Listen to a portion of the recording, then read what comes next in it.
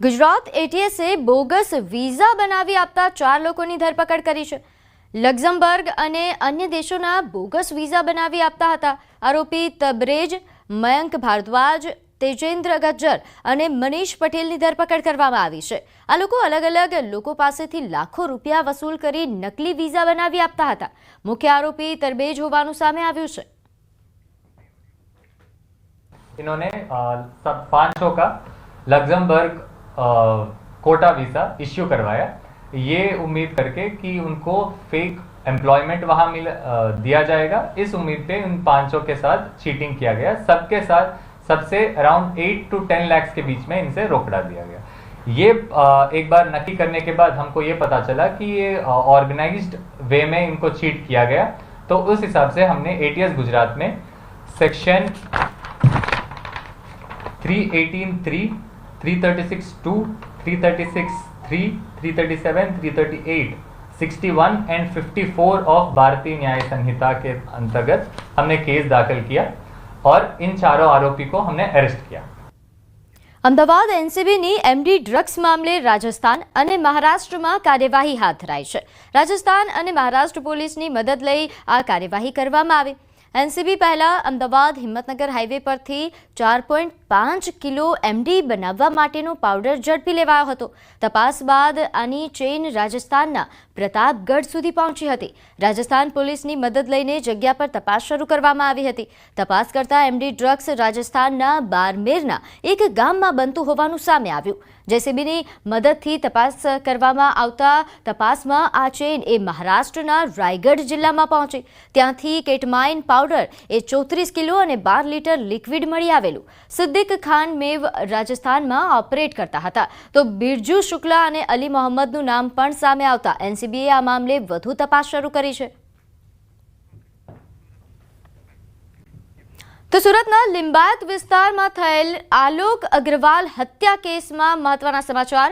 હત્યાના ગુનામાં ફરાર મુખ્ય આરોપીની લિંબાયત પોલીસે ધરપકડ કરી લીધી છે। આરોપીને ઝડપ્યા બાદ હત્યા સ્થળ પર પોલીસે આરોપીનો વરઘોડો કાઢ્યો છે। આરોપીએ રડતા રડતા જાહેરમાં માફી માંગી। આ અગાઉ આ હત્યા કેસમાં 2 આરોપી ઝડપાઈ ચૂક્યા છે।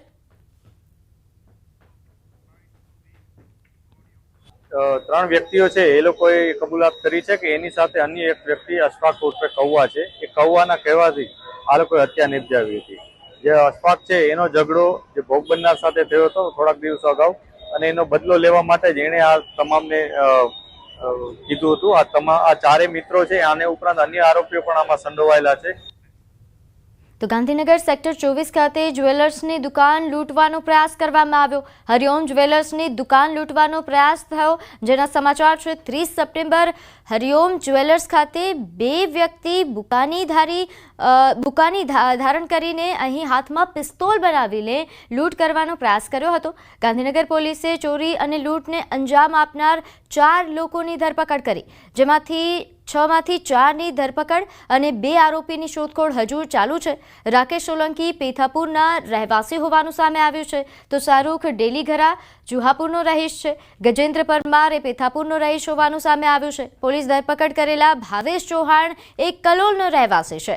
સેક્ટર 23માં વસતા ગૌરાંગ વાઘેલા હજુ પોલીસ પકડથી દૂર છે, તો મધ્યપ્રદેશના છોટુ યાદવને પણ શોધવા માટે પોલીસે તજવીજ હાથ ધરી છે।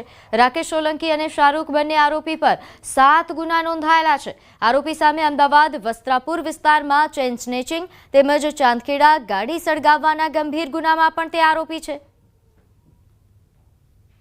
આ લોકો પહેલા પણ એક આરોપીના વિરુદ્ધ લગભગ 7 ગુના દાખલ કરવામાં આવેલ છે, અને આ વખતે જ્યારે પોલીસ એ બંને આરોપીને પકડવામાં આવેલ છે, આમાં 5 ગુના ડિટેક્ટ કરવામાં આવેલ છે।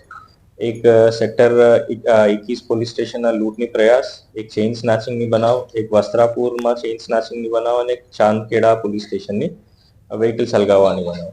આમાં હથિયાર પણ કબજા કરવામાં આવેલ છે, અને સાથે સાથે ગુનામાં જો ગોલ્ડ ચેઇન ગયા એ પણ કબજા કરવામાં આવેલ છે, અને વ્હીકલ પણ કબજા કરવામાં આવેલ છે।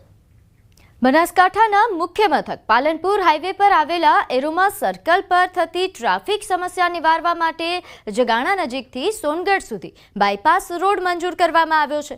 જો કે આ બાયપાસ રોડને લઈને છેલ્લા 2 વર્ષથી ખેડૂતો વિરોધ નોંધાવી રહ્યા છે। ગઈકાલે જમીન સંપાદન માટેની માપણી માટે DLR કચેરીના અધિકારીઓ પોલીસ કાફલા સાથે ખોડલા ગામ પહોંચ્યા હતા અને જમીન માપણી કરી ખૂંટ મારવાની કામગીરી હાથ ધરી હતી, જેનો ખેડૂતોએ વિરોધ નોંધાવ્યો। ખેડૂતોએ આક્રોશ વ્યક્ત કર્યો હતો કે બાયપાસ રોડનો અમારે કોઈ વિરોધ નથી। આ બાયપાસ રોડ 80 થી 100 મીટર પહોળો બનાવવામાં આવનાર છે, જેને લઈને ખેડૂતો વિરોધ નોંધાવી રહ્યા છે। કેટલાકે પાણીના બોર નીકળી જતા પાણી વિના બનવાની ભીતિ પણ વ્યક્ત કરી છે। ખેડૂતોની માંગ છે કે રોડની પહોળાઈ ઘટાડવામાં આવે। ખેડૂતોને પૂછવા નથી રહેતા, ખેડૂતો ના કહે તો આ મોટા અધિકારીઓ છે ને એ માફ કરે છે, કોઈ ખેડૂતનું અભતા જ નહીં। મારી જમીન 7 વીઘા જાય છે, જમીન રહેતી જ નથી। શું કહેશો, કેવું વળતર માંગો છો? મારે બજારના ભાવે વળતર જોઈએ તો અમે જો બીજા જગ્યા લઈ ગયે। અંબાજી આદિજાતિના વિદ્યાર્થીઓના જાતિના દાખલાઓનો મામલો સામે આવ્યો છે। વિસંગતતાને લઈને દાંતા MLA સહિત આદિવાસી લોકો દ્વારા વિરોધ પ્રદર્શન કરાયું। જિલ્લા પ્રભારી મંત્રી બળવંતસિંહને આવેદન આપ્યું છે। ધારાસભ્ય અને સમર્થકોએ રોડ પર ચક્કાજામ કર્યો। આદિવાસી વિદ્યાર્થીઓને જાતિના દાખલાઓને લઈને આ વિરોધ ચાલી રહ્યો છે। આદિવાસી લોકો પાસેથી 1950ના પુરાવા માંગવામાં આવે છે। દાખલા ન મળતા અનેક આદિવાસી વિદ્યાર્થીઓ નોકરીથી વંચિત છે। સરકાર વિરોધી સૂત્રોચ્ચાર સાથે રોડ પર તેમના દ્વારા વિરોધ દર્શાવવા ચક્કાજામ કરવામાં આવ્યો। તાજેતરની અંદર સરકારે 1950ના જે પુરાવા માંગવામાં આવ્યા છે એ પુરાવા ગામડાના બેઠેલા આદિજાતિના જે વસ્તી છે એમના પાસે પુરાવા થઈ શકે નહીં, હાજર હોઈ બી ના શકે। દાખલા નહીં મળશે તો સમગ્ર આદિવાસી દીકરા જે ભણી રહ્યા છે ને એમને મહાન મોટું નુકસાન થઈ રહ્યું છે। આદિજાતિ દાખલા સિવાય કોઈ પણ જગ્યા ચાલતું નહીં। તો આણંદ જિલ્લાના ખંભાત પાલિકાની સામાન્ય સભામાં ઝપાઝપી થતા પોલીસ ફરિયાદ નોંધાઈ। ગતરોજ યોજાયેલી સામાન્ય સભામાં શાસક અને વિરોધ પક્ષ વચ્ચે મારામારી થઈ હતી। પાલિકામાંથી ભાજપ અને અપક્ષના 8 કાઉન્સિલરોના રાજીનામા વિવાદમાં હાઈકોર્ટે સ્ટે આપ્યો। જો કે આ મુદ્દે પાલિકાના ભાજપ અને કોંગ્રેસના કાઉન્સિલરો વચ્ચે ઝપાઝપી થઈ હતી, જે મામલે ચીફ ઓફિસરે વિરોધ પક્ષના 4 સભ્યો સામે ફરિયાદ નોંધાવી છે।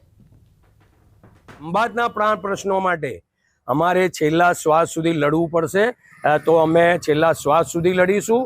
અમે આવા ગતકડાથી જરાય અમને ડર લાગતો નથી। સીઓ સાહેબ ફક્ત ને ફક્ત ખંભાત નગરપાલિકામાં વિપક્ષ સામે ફરિયાદ કરવા જ આવે છે, એ ક્યારેય પણ ખંભાતમાં દેખાતા નથી। પ્રજાના પ્રાણ પ્રશ્નો ઉકેલવામાં એમને જરાય રસ નથી। નગરપાલિકાના જે સભ્યો છે નીતિનભાઈ બ્રહ્મભટ્ટ, ચંદુભાઈ કડિયા, ઇફ્તેખાર યમની અને હંસાબેન રાણા, આ 4 જણાએ એમને ત્યાં હોલમાંથી બહાર જવા નહીં દીધા અને એમની સાથે ઝપાઝપી કરી। અને જે હંસાબેન રાણા છે એમણે એમના શર્ટનું બટન પણ તોડી નાખેલું અને આ રીતે એક અશોભનીય કૃત્ય કરી અને એમને સરકારી કાયદેસરની ફરજ કરતા એમને અટકાવેલા। તો ભરૂચમાં વિદ્યુત કામદાર સંઘે યુવરાજસિંહનો ઉગ્ર વિરોધ કર્યો। તાજેતરમાં યુવરાજસિંહે જેટકો કંપનીમાં ભરતી પ્રક્રિયાને લઈને આક્ષેપ કર્યા હતા। ભરતી પ્રક્રિયામાં ગેરરીતિને લઈને આરોપ કર્યા, ત્યારે આ આક્ષેપો સામે વિદ્યુત કામદાર સંઘના પ્રતિનિધિ મંડળે કલેક્ટરને આવેદનપત્ર પાઠવી વિરોધ કર્યો। 5-5 લાખ રૂપિયાની આમાં ગોબાચારી થઈ છે એવા એમના દ્વારા પાયા વિહોણા તથ્ય પુરાવા વગરના કોઈ પણ જાતના પુરાવા વગર એમના દ્વારા આક્ષેપ કરવામાં આવેલા છે। અમારું યુનિયન આખા ગુજરાતમાં ઉર્જા વિભાગમાં 50,000 કર્મચારીમાંથી 35,000 કર્મચારીઓની સભ્ય સંખ્યા ધરાવતું સૌથી મોટું એક જ કંપનીનું ટ્રેડ યુનિયન છે। આ યુનિયન પર આ રીતે આક્ષેપ કરાવ્યો અને લાંછન લગાડ્યું છે તે અમે કોઈ પણ સંજોગોમાં સહી નહીં લઈએ।